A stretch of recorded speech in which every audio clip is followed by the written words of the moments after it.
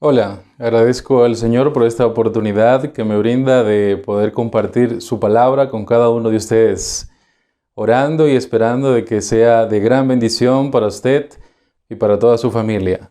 En esta oportunidad vamos a compartir este estudio que lo hemos titulado con el interrogante ¿por qué te enojas? Y le invito a que lea conmigo el libro de Génesis, el capítulo 4, el verso 6, que nos dice de la siguiente manera. Entonces Jehová dijo a Caín, ¿por qué te has ensañado? ¿Y por qué ha decaído tu semblante? Interesante, importantísimo cómo Dios, aún estos detalles, ¿no? La manera del rostro, cómo nos vemos nosotros en distintas situaciones, Dios está sumamente pendiente de esto. Y Dios mira a Caín y ve que el rostro de Caín había decaído y pues Dios le pregunta, bueno, ¿por qué? ¿Por qué ha pasado esto? Y si leemos más adelante los siguientes textos, pues Dios le dice, bueno, si tú haces lo recto, no serás aceptado, la decisión está en tus manos. ¿Por qué tienes que ponerte en esa situación? ¿Por qué tienes que enojarte? Y el libro de Proverbios, el capítulo 14, verso 17, nos dice, el que fácilmente se enoja hará locuras y el hombre perverso será aborrecido.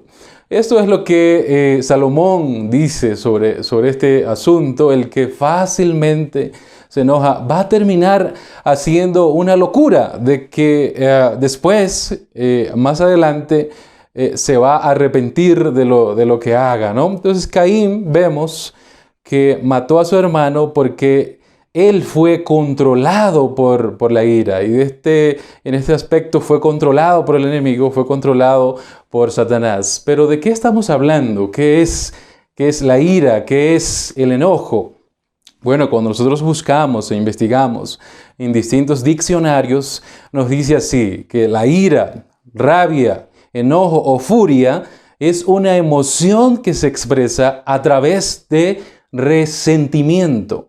Los efectos físicos de la ira incluyen aumento del ritmo cardíaco, de la presión sanguínea y de los niveles de adrenalina y noradrenalina. Entonces la ira es una fuerte emoción que nos impulsa generalmente a destruir aquello que la ha provocado. Y esa fue la situación de Caín que lo llevó a cometer este fratricidio, lo llevó a asesinar fríamente a su hermano. Mire, la Wikipedia nos da una definición también interesante. Dice que la ira incontrolada puede afectar negativamente personal o socialmente la calidad de vida. Es decir, que cuando nosotros no tenemos autocontrol, naturalmente esto nos va a afectar la calidad de vida. No vamos a tener paz, vamos a estar tal vez constantemente en una zozobra. Entonces esto en efecto va a llevar a que va a tener unos efectos directamente negativos sobre lo social, sobre lo personal, sobre la calidad de vida. No te entremetas con el iracundo, eso dice el libro de Proverbios, el capítulo 22 y los versos 25 al 26. No te intrometas, no te metas con el iracundo, ni te acompañes con el hombre de enojos, no te asocies con el hombre de enojos. No sea que aprendas sus maneras y tomes lazo para tu alma. Interesante e importantísimo el llamado de atención que hace el sabio Salomón respecto a esta situación. No te entremetas con el iracundo, no sea que aprendamos esa misma forma de actuar y que finalmente tomemos lazo para nuestra alma. Y Eclesiastés 7:9 dice, el enojo reposa en el seno de los necios. El enojo reposa en el seno, en el pensamiento, en el ser de los necios, aquel que no toma en cuenta las directrices que Dios ha establecido claramente, de manera muy definida en su palabra. El enojo reposa en el seno de los necios. Ahora, hay algunos estorbos causados por la ira. Hay algunos obstáculos que vienen como consecuencia de la ira, de este gran mal. Y número uno, sufren nuestra hechura física. El enojo produce insomnio, malas noches y tensión nerviosa. Y me gustaría que hagamos este ejercicio y usted piense en este momento, cuando usted se ha ido a dormir, después tal vez de una dura discusión, quizás de un pleito, y usted se acuesta, ¿puede dormir? Muy difícil, muy complicado, porque esto lo que hace es causar una perturbación a nivel emocional, a nivel mental. Entonces, cuando uno quiere reconciliar el sueño, se le hace prácticamente imposible, se le hace muy complicado, ¿no? Entonces esto nos lleva a pasar malas noches y obviamente va a generar una tensión nerviosa en nosotros. Ahora, otro de los daños es un profundo pesar y gran remordimiento. La ira trae aparejada la inestabilidad emocional, no puede pensar claramente, pierde su aplomo y el sentido de equidad. Está decidido a destruir a la persona o cosa que lo ha ofendido o lastimado. Y esta fue la situación de Caín, ¿no? Estaba perturbado. Obviamente un asunto totalmente ilógico, porque Dios le dice, bueno, si tú obras bien, te va a ir bien, ¿no? Pero si tú obras mal, naturalmente vas a cosechar esos efectos negativos en ti mismo, porque cada acción reacciona sobre el que la ejecuta. Pero bueno, él, cegado por el enemigo, cegado por Satanás, finalmente dio muerte a su hermano, sencillamente porque las obras de él eran malas y las obras de su hermano eran buenas. Ahora, otra consecuencia dañina de la ira es el descontento y la tristeza, ¿verdad? Entonces, estas emociones negativas obviamente nos van a causar un daño que puede tener repercusiones físicas y, lo más importante, repercusiones negativas en el aspecto espiritual. Job capítulo 5, verso 2 nos dice: es cierto que al necio lo mata la ira y al codicioso lo consume la envidia. ¿Qué mata al necio? ¿Qué mata a aquel que no presta atención a los consejos de Dios? La ira. La ira termina matándolo por la situación que o las distintas situaciones que causa la ira en la persona. Ahora bien, hay un factor muy interesante que se ve involucrado en la ira, que es el resentimiento. Cuando hablamos de resentimiento, ¿de qué estamos hablando? ¿Qué es el resentimiento? De una manera muy clara, se le da una definición que quiero compartir con ustedes. Es sentir una y otra vez. Ese es el resentimiento. Sentir una y otra vez el enojo y el dolor que vivimos en el pasado y que fue provocado por una persona o situación. Es un enojo no expresado que reprimimos en ese momento por temor a las consecuencias o por nuestra incapacidad de enfrentar a la persona que lo provocó. Entonces, esto es el resentimiento, algo sumamente peligroso, sumamente dañino, porque es sentir una y otra vez el enojo y el dolor que vivimos en el pasado, ¿no? Entonces, pasa el tiempo, pero uno vuelve, recae en lo mismo, ¿verdad? Entonces, el resentimiento es eso, sentir una y otra vez esa situación que nos causó dolor, eso que vivimos en el pasado y que fue provocado por una persona o situación. Eso es el resentimiento. Ahora, hay algunos factores que nos predisponen a caer en esa situación. Por ejemplo, los factores más comunes que pueden predisponer a alguien a sentir ira podrían ser la fatiga, el hambre, el sufrimiento, la recuperación de alguna herida, el uso de drogas o cambios hormonales pueden causar esta situación de ira. Ahora, la herencia juega un papel sumamente importante en cuanto a la tendencia de uno a airarse mucho o no. Por ejemplo, nosotros heredamos el temperamento y hay 4 tipos de temperamentos, que es el sanguíneo, el flemático, el melancólico y el colérico. Y el colérico precisamente tiene esta característica que resalta, que es la de airarse fácilmente, ¿no? Entonces, podemos heredar esta situación de tener esta inclinación, este defecto grave de airarnos prácticamente por cualquier cosa. Ahora, Efesios 6:4 nos dice que y vosotros, padres, no provoquéis a ira a vuestros hijos, sino criadlos en disciplina y amonestación del Señor. Entonces se hace un llamado a los padres que seamos cuidadosos, que nos pongamos, nos coloquemos en el lugar de nuestros hijos y que sepamos cómo hablar, que sepamos cómo expresarnos con ellos de una manera que sea cargada de amor, que sea cargada de misericordia y que ellos puedan ver en nosotros de que siempre deseamos lo mejor para ellos, que en el tono de voz se note, en lo que decimos, en la forma en lo que decimos, que ellos puedan sentir, que puedan ver, que puedan palpar de que lo que le decimos es sumamente por amor y no hablar las cosas así crudas, simplemente a veces podemos caer en el autoritarismo y obviamente esto lo que va a generar será una situación adversa quizás de lo que esperamos. Y muchos jóvenes no quieren saber de la iglesia, no quieren saber de las cosas de Dios porque infelizmente los padres a veces nos equivocamos en este sentido. Entonces, y vosotros padres no provoquéis a ira a vuestros hijos, sino criadlos ¿en qué? En disciplina y amonestación del Señor, ¿no? Para poder criar un niño, una niña en los caminos del Señor, es necesario tener la sabiduría del cielo, ¿no? Porque por nosotros mismos eso es complicado, ¿no? Entonces, si nosotros nos ponemos en las manos de Dios, esto puede ser una realidad positiva de que los hijos puedan ser criados en la disciplina, en la amonestación del Señor, que más adelante entonces ellos cuando sean ya independientes en todo el sentido de la palabra, puedan elegir servir a Dios por sobre todas las cosas, por amor. Ahora bien, los defectos van aumentando.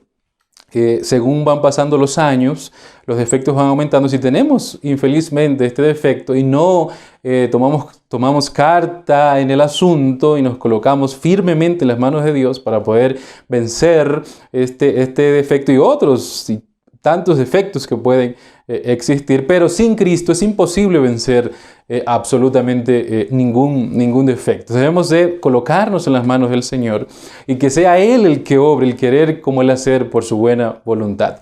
David dijo algo muy interesante en el libro de los Salmos, el capítulo 71, el verso 9, la primera parte dice, no me deseches en el tiempo de la vejez. ¿Pero por qué? Dice, ¿por qué David expresó eso? Precisamente por lo que hemos dicho, ¿no? El libro, el comentario bíblico adventista, el tomo 3, página 1148, nos da una explicación sobre esto y hace un zoom sobre esa afirmación que hizo David. No me deseches en el tiempo de la vejez. ¿Qué dice ahí?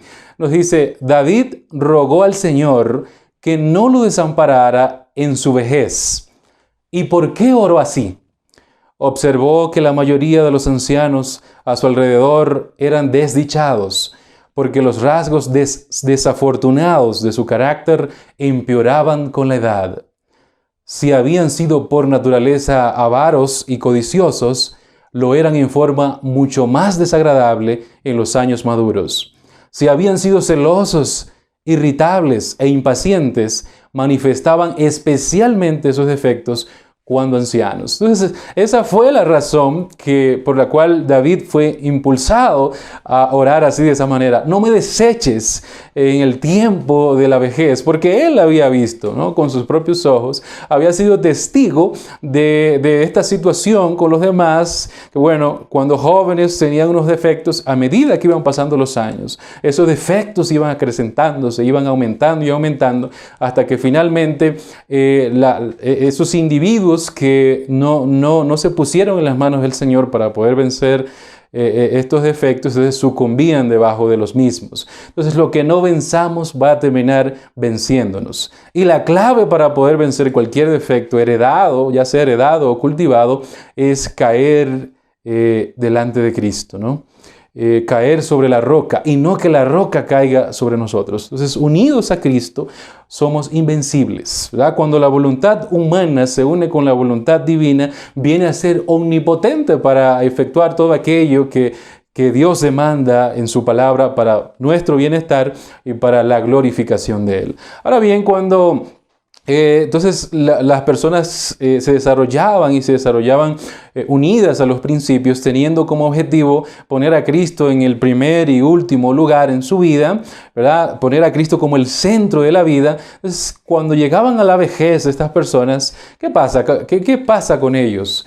Bueno, Job lo expresó así, el libro En su libro, capítulo 12, verso 12, dice, en los viejos está la ciencia y en la larga edad la inteligencia, ¿no? Cuando una persona que ha dedicado su vida a Cristo, a medida que va pasando el tiempo, pues los efectos van desapareciendo, van siendo erradicados por el poder de Dios, por la gracia de Dios, obrando en el individuo. Entonces llega a ser anciano, y es como lo dijo Job, en este aspecto, entonces en esa situación, en los viejos está la ciencia y en la larga edad está la inteligencia. Y Levítico capítulo 19, verso 32 nos dice, delante de las canas te levantarás y honrarás el rostro del anciano, y de tu Dios tendrás temor, yo Jehová. Así que nosotros tenemos este compromiso delante de Dios de honrar las canas, especialmente a estas personas que han luchado durante largo tiempo, que han andado por este camino de la salvación que cada día se va haciendo más y más estrecho. Ya hoy están ancianos, pues nosotros debemos de, como dice ahí, honrarlos, ¿no? Delante de las canas te levantarás y honrarás el rostro del anciano. Honrar, debemos de respetarlos. Obviamente, como cristianos debemos de respetar a todos, ¿no? Debemos de tener esto bien claro en nosotros, pero nos hace Dios este llamado a través de su palabra, de que especialmente a estos ancianos que han transitado por este camino durante tanto tiempo, debemos de honrarlos, respetarlos y alegrarles la vida en cada situación que nos sea posible. Review Hero, en 28 de abril de 1859, nos dice, si hay alguien que disfruta de felicidad, aún en esta vida, es el fiel seguidor de Cristo. Los hijos de Dios tienen el deber de ser alegres. El cristiano debería arrojar luz en vez de sombra. Debe tener un rostro alegre. Es interesante lo que nos dice acá. Debemos de tener una actitud positiva, debemos ser optimistas, debemos de tener el optimismo del cielo. A pesar de las distintas situaciones que nos enfrentamos, nos toca enfrentar a veces situaciones muy duras, situaciones que aparentemente es todo negativo, pero bueno, a pesar de todas estas situaciones debemos de tener un carácter alegre. El deseo de las gentes, hablando de Cristo, nos dice eso mismo, ¿no? Cristo era de carácter alegre y ser cristiano es ser como Cristo. ¿Por qué es importante que tengamos esta actitud y no una actitud amargada? Porque las personas que no conocen, pues nos están mirando a nosotros, ¿no? Somos cartas leídas para todos. Entonces ellos nos están mirando y están viendo, bueno, ¿qué significa ser cristiano? ¿Qué es lo que esta gente dice? ¿Qué es lo que esta gente habla? Entonces ellos esperan ver en nosotros eso mismo que hablamos, ¿no? Pues si esperamos la segunda venida de Cristo a la tierra, si estamos conectados con Cristo, ¿cuál es la actitud que debemos de tener? Debe ser una actitud de alegría, de felicidad. Pero si nosotros tenemos una actitud todos airados y así, entonces, ¿qué van a pensar ellos finalmente? Pues que no van a desear de ninguna manera entrar en este camino, ¿no? de la salvación por nuestro mal testimonio. Entonces el cristiano debería arrojar luz en vez de sombra. Y eso es efectivamente lo que hacemos cuando estamos todos tristes, así cabizbajos. Aunque estemos así, no debemos de demostrarlo, dice la inspiración, pues debemos tener siempre el optimismo del cielo. Aunque estemos pasando por una situación complicada, difícil, debemos de tener siempre la vista puesta en el galardón, ¿no? Tenemos que enfocarnos en nuestro Señor Jesús, porque si nos desenfocamos de Cristo, entonces nos va a pasar lo que le pasó a Pedro cuando estaba caminando por encima del agua. Al desviar su mirada de Cristo, empezó a hundirse, ¿no? Mientras estuvo enfocado en Cristo, pues entonces iba marchando hacia adelante, iba caminando y se realizó así de esta manera el milagro. Pero entonces la idea es que nos centremos en Cristo sin importar por la situación en la que estamos viviendo, ¿no? Lo que pasa afuera no debe determinar nuestro estado de ánimo, ¿no? Entonces la felicidad, la verdadera felicidad debe venir desde adentro. Cuando Cristo está en el corazón, entonces esto viene como un efecto. Entonces lo que vamos a hacer es que vamos a arrojar luz en el camino de los demás y no tinieblas, a veces con una actitud negativa. Muy bien, entonces debemos de tener esa actitud siempre positiva, pero tener siempre en cuenta de que la felicidad es el resultado de negarse al yo. El egoísmo lo que va a traer siempre es infelicidad, desdicha, una persona amargada porque siempre se enfoca en sí misma y cualquier cosa que digan le ofenden, ¿verdad? Porque tiene el yo como su Dios. Entonces no puede haber verdadera felicidad. Al contrario, lo que va a haber es enojo. Entonces la felicidad es el resultado de negarse al yo. La felicidad egoísta es desequilibrada, es totalmente desequilibrada. No puede haber verdadera felicidad en una persona que sea egoísta. Ahora, el libro Cada día con Dios, página 68, nos dice, el respeto propio debe impedir caer en el enojo. Si nos respetamos a nosotros mismos al llevar el yugo de Cristo, duplicaremos nuestra influencia. Es muy importante lo que nos dice acá, que el respeto propio debe impedir caer en el enojo. El que se enoja, pierde. El que fácilmente se enoja, hará locuras, va a decir cosas que muy probablemente más adelante se va a arrepentir y se va a amargar, ¿no? Entonces, el respeto propio debe de impedir que nosotros caigamos en esa situación de vernos así enojados, siempre mantener la calma como lo hizo nuestro Señor Jesucristo frente a sus adversarios. Siempre mantener la calma. Venían hacia Él para tentarlo, las personas ahogándose, y Cristo respondía de una manera muy calmada, muy tranquila, y esto mismo era una influencia poderosa sobre los demás que estaban presenciando eso en ese momento. Entonces el necio da rienda suelta a su ira, pero el sabio la reprime, dice Proverbios 29, 11. Proverbios 29, 11 y 20. El necio da rienda suelta a su ira, pero el sabio, ¿qué hace con la ira? La reprime, sabe controlarla, tiene autocontrol. Y de la única manera en la que nosotros podemos tener autocontrol, dominio propio, es cuando estamos anclados en Cristo. De lo contrario, entonces vamos a dar rienda suelta a la ira, y obviamente esto va a hacer un gran daño para nosotros y también para la obra que nosotros representamos, o para el Señor que nosotros estamos representando, el Señor Jesús. Y mucha gente puede terminar alejándose por eso o acercándose a Cristo.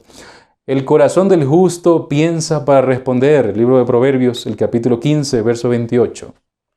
Pero la boca de los impíos derrama malas cosas. Así que el corazón del justo piensa para responder, analiza de causa y a efecto. ¿Cómo debo responder? O la pregunta más interesante, ¿qué agrada al Señor? ¿Cómo puedo yo responder? Un texto que es sumamente importante, que nosotros como cristianos debemos siempre tomarlo en cuenta. Efesios capítulo 5, verso 10, siempre viendo qué es lo que le agrada a Dios, probando qué es lo que es agradable al Señor. No lo que me agrada a mí, tal vez, sino lo que le agrada al Señor. Entonces, ¿cómo debo de responder delante de una situación tal vez negativa? ¿Cómo respondería Cristo en esa situación? Obviamente lo haría con tacto, con amor, con cariño, cuidando de que sus palabras, en vez de destruir, sirvan para construir. Ese debe ser nuestro pensamiento, y pensar de causa y efecto. Pero la boca de los impíos no hace esto, ¿no? La mente de los impíos, la mente del incrédulo no hace esto, ¿no?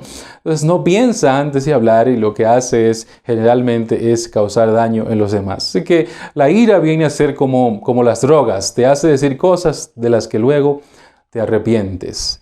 El libro de los Salmos, el capítulo 37, el verso 8 dice, deja la ira y desecha el enojo, no te excites en manera alguna a hacer lo malo. Y ese es el consejo divino, deja la ira, desecha el enojo, imitemos a Cristo en cada situación posible de nuestra vida, no nos excitemos en manera alguna a hacer lo malo. Y así actúa el cristiano, ¿no? Así actúa el creyente, el que está anclado en Cristo, el que lleva una vida unida a la vida de Cristo. Ahora, detrás del enojo se esconden varias cosas. Por ejemplo, la impotencia, cuando uno está así enojado, la impotencia tal vez por no conseguir lo que deseamos, el miedo, o temor a perder lo que tenemos, la inseguridad puede estar ahí detrás del enojo de una persona que fácilmente se enoja. Esa inseguridad por no creer tal vez en ellos mismos, no tener una buena autoestima, el dolor Las heridas del pasado pueden también causar esta predisposición a enojarnos fácilmente. La decepción puede ser también por tener demasiadas expectativas. A veces uno tiene demasiadas expectativas y al no verlas cumplidas, realizadas, pues entonces esto nos lleva a caer en esta terrible situación. La impaciencia, a veces podemos caer en la impaciencia, ser muy impacientes, ¿no? Por estar cansados de esperar. La autodestrucción, por tener un código aprendido de autodestrucción, ¿no? A veces entonces caemos en esta situación y se dispara el enojo de manera irrazonable. Incomunicación, por no saber expresar las emociones. A veces no sabemos cómo expresarnos, entonces esto simplemente nos lleva a aislarnos y a caer en esta situación de ira o enojo. El libro de Efesios, el capítulo 4 y los versos 26 y 27 nos dice algo muy importante, muy interesante también. Dice: airaos, pero no pequéis. No se ponga el sol sobre vuestro enojo, ni deis lugar al diablo. Entonces, podemos caer tal vez en esta situación de enojarnos o de airarnos, pero no debemos dar rienda suelta a esto, ¿no? Como hace el no creyente, tal vez. El que no está conectado con Cristo, en otras palabras. Entonces, airaos, bueno, pero no pequéis.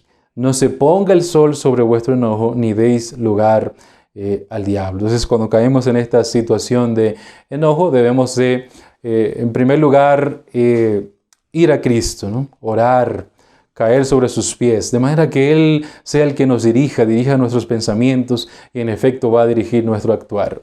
En el libro de Nehemías, el capítulo 5, hay unos consejos para manejar bien la ira.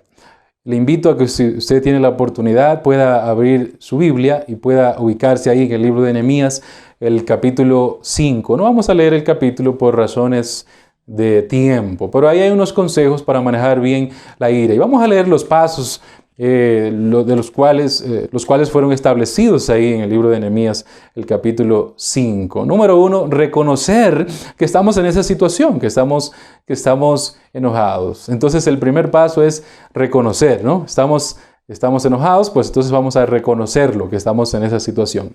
Número 2, lo que pasó ahí con Nehemías en el capítulo 5, meditarlo. Hay que meditar, ¿no? Aconsejarnos a nosotros mismos a tomar tiempo antes de actuar. Bueno, entonces ya reconocemos que estamos en esa situación, reconozco que estoy en esa situación, luego es meditar. Vamos a meditar, vamos a pensar, vamos a analizar con la ayuda de Dios, a aconsejarnos a nosotros mismos, a tomar tiempo antes de actuar. El paso número 3, confrontar la situación que le produjo ira. Bueno, ¿cuál fue la situación que me produjo eso? Vamos a confrontarlo de la mejor manera. ¿Cómo Cristo confrontaría esa situación? Hacerlo siempre con el objetivo de glorificar y honrar a Dios. El cuarto paso. Diseñó un mecanismo, Nehemías, para que lo que pasó no vuelva a pasar. Bueno, entonces ya identificamos qué fue lo que nos llevó a esa situación. Vamos a diseñar con la ayuda de Dios un mecanismo para no caer nuevamente en esa situación. Y el quinto paso, y no menos importante, orar al Señor, pedir dirección a Dios. El libro de Santiago, el capítulo 1, los versos 19 y 20 nos dice: por esto, mis amados hermanos, todo hombre sea pronto para oír, tardo para hablar, tardo para irarse, porque la ira del hombre no obra la justicia de Dios. Y una vez que estamos conectados con Dios, los frutos del Espíritu Santo se van a reflejar en la vida de cada uno de nosotros. El amor, la alegría, la paz, la paciencia, la amabilidad, la bondad, la fidelidad, la humildad y el dominio propio. El llamado es para todos nosotros, el llamado que Dios nos hace, de que debemos siempre reflejar su carácter, aún en aquellas situaciones más complicadas. Dicho sea de paso, esas situaciones son las que realmente revelan quiénes somos nosotros. Si estamos en Cristo, entonces eso se va a reflejar en nuestros caracteres, ¿no? Su amor, su paciencia, su amabilidad, su longanimidad. Esa manera de actuar frente a las situaciones adversas, esas situaciones complicadas. Y siempre con su ayuda vamos a guardar la calma, ¿no? Y esto lo que va a hacer es que va realmente a multiplicar nuestra influencia para bien. Los demás nos van a ver, nos van a mirar y van a decir, uy, hay algo en esta persona que a mí me gustaría tener. ¿Qué será?